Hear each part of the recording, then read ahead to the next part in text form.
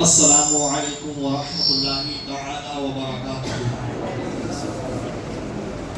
نحمده ونصلي ونسلم على رسوله الكريم اما بعد فاعوذ باللہ من الشیطان الرجیم بسم اللہ الرحمن الرحیم واما بنعمت ربک فحدث صدق اللہ العظیم۔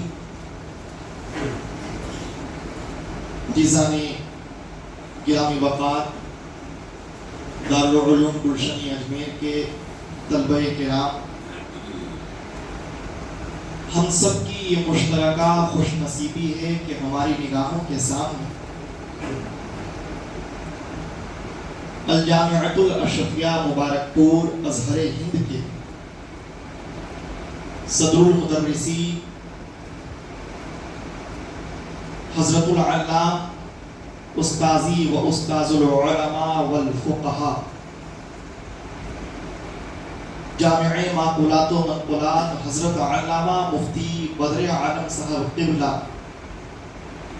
دامت برکاتہم العالیہ تشریف فرما۔ ان کی ذات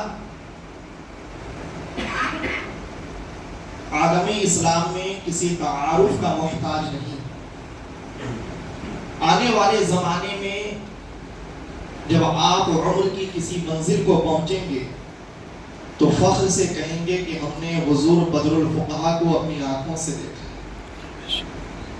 جس طرح آج وہ علماء جو حضور شارح بخاری اور بحر العلوم جیسی شخصیتوں کو اپنی آنکھوں سے دیکھنے کے بعد اپنی قسمت پر فخر کرتے ہیں، ایک زمانہ آئے گا کہ آپ بھی ان کی شخصیت سے روبرو ہونے کے بعد، مشرف ہونے کے بعد اپنی قسمتوں پر فخر کریں۔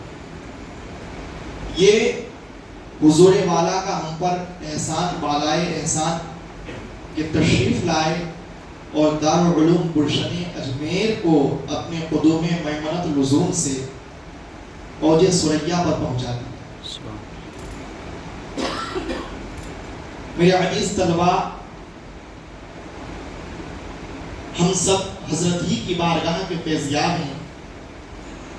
یہ وہ عظیم ہستی ہے کہ انہوں نے اپنے حکمت و دانائی، دور اندیشی اور دوربینی سے ہم لوگوں کو فیضیاب کیا اور سینچا اور سنوارا، اور بہت سی باتیں جو طلبہ میں طالب علمی کے زمانے میں ہوا کرتی ہے اس سے پر وقت آپ آگاہ فرما دیا کرتے تھے۔ مجھے آج بھی اپنا ایک مختصر سا واقعہ یاد ہے۔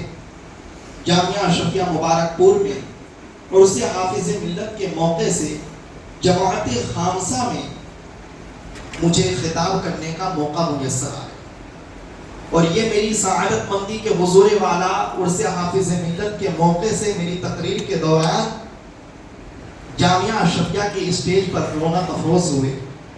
میں نے اپنی خطابت کے درمیان ایک لفظ بولا تھا، نقص، اور اس نقص کو میں نے نقص کئی مرتبہ تسلسل کے ساتھ بولا۔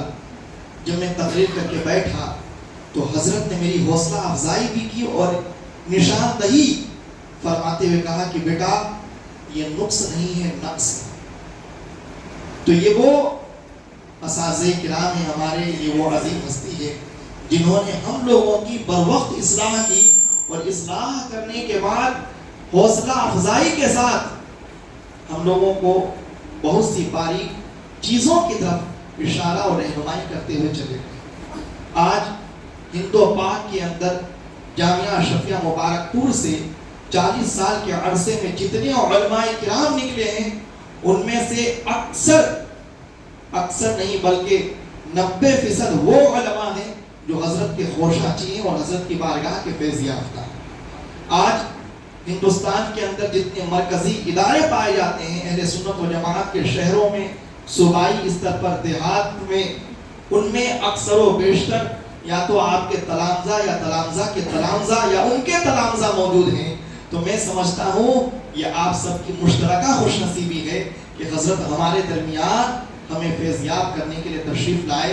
اب حضور والا سے نصیحت سننے کا وقت آ گیا ہے۔ اللہ رب العزت ہم سبوں کو حضرت کی نصیحت پر عمل کرنے کی توفیق بخشے اور ہماری یہ دلی تمنا ہے کہ رب تعالی حضرت کی عمر میں بے پناہ برکتیں عطا فرمائے اور اہل سنت و جماعت پر ان کا سایہ تا دیر قائم و دائم رکھے، اور اسی طرح بار بار ہم اپنی زندگی میں حضرت کے جمالے پر انوار سے مشرف ہوتے رہیں اور ان کا دیدار بار بار میسر آتا رہے۔ میں تو اس شعر پر اپنی گفتگو تمام کروں گا کہ حضور دیوار و در کو غور سے پہچان لیجئے، اس انجمن میں بار بار آنا ہے آپ کو۔